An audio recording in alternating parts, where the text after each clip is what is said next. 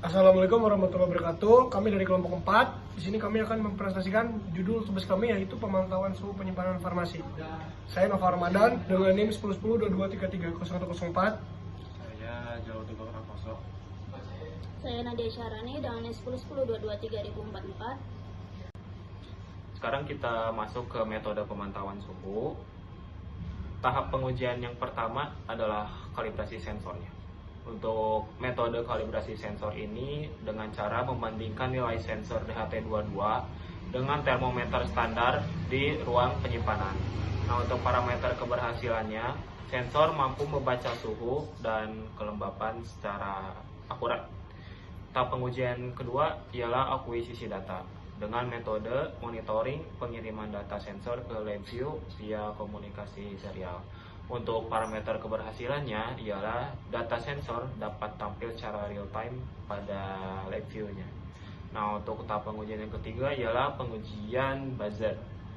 Metodenya dengan cara menguji sistem pada kondisi suhu kritis kurang dari 8 Celcius atau lebih dari 15 Celcius dan pada saat pintu terbuka. Parameter keberhasilannya, buzzer dapat menyala otomatis saat suhu kritis atau pintu terbuka. Tahap pengujian yang terakhir ialah perbandingan data pintu penyimpanan terbuka dan tertutup. Metodenya ialah dengan membandingkan fluktuasi suhu saat pintu ditutup dan terbuka. Nah, untuk parameter keberhasilannya, perbedaan grafik saat tertutup dan terbuka terlihat jelas di LabVIEW. Selanjutnya ada parameter yang dibahas. Parameter yang pertama ialah temperatur atau suhu tentunya. Nah, fungsinya itu untuk mengetahui suhu penyimpanannya. Nah, untuk parameter kedua ada kelembapan udara untuk mengetahui kelembapan lingkungan. Yang ketiga, status pintu sensor magnetik. Fungsinya ialah untuk mengetahui kondisi pintu. Nah, untuk parameter yang terakhir, status buzzer atau alarm untuk mengetahui respon sistem. Tujuan dari yang kita buat itu yang pertama, memantau suhu ruang penyimpanan farmasi secara real time agar suhu tetap sesuai standar penyimpanan obat. Yang kedua, menjaga kualitas dan stabilitas obat-obat tertentu harus disimpan pada suhu tertentu agar tidak rusak. Yang ketiga, memberikan peringatan dini. Buzzer membantu petugas mengetahui adanya suhu abnormal atau pintu terbuka. Yang keempat, meningkatkan keamanan penyimpanan. Magnetic switch read membantu mendeteksi akses ke ruang atau lemari obat. Untuk diagramnya, yang pertama ada di sensor, yaitu di DHT22, read switch MC38, terus microcontrollernya ada di ESP32, INP sync, buzzer 5 volt, dan dashboardnya grafik real time, push notifikasi, dan ekspor CSV. Berikut adalah flowchart dari sistem yang akan kami rancang. Yang pertama adalah start, lalu inisialisasi sensor DHT22, MC38, dan buzzer. Selanjutnya ada proses membaca sensor dan aktuator. Nah, selanjutnya ada decision. Sistem kami itu membaca suhu 8 Celcius sampai 15 Celcius. Jika suhunya kurang dari 8 Celcius dan 15 Celcius, maka buzzernya akan menyala.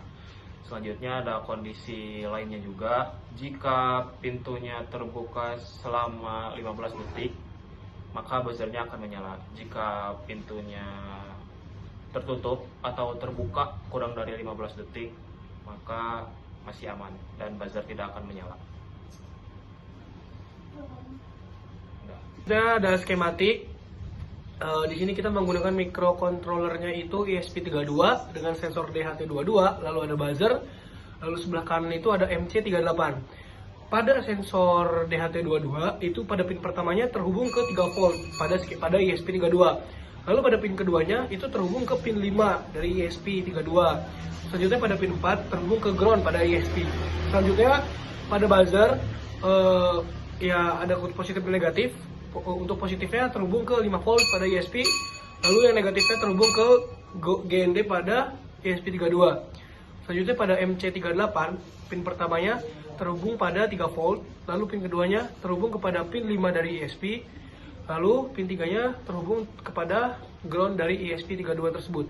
Hasil yang diharapkan dari tugas yang kami bikin yaitu yang pertama, sistem membaca suhu dan kelembapan secara real time. Yang kedua, data tampil otomatis pada dashboard Live view, yang ketiga alarm aktif saat suhu tidak normal, yang keempat data tersimpan otomatis dalam format CSV, yang kelima monitoring lebih efektif dan akurat.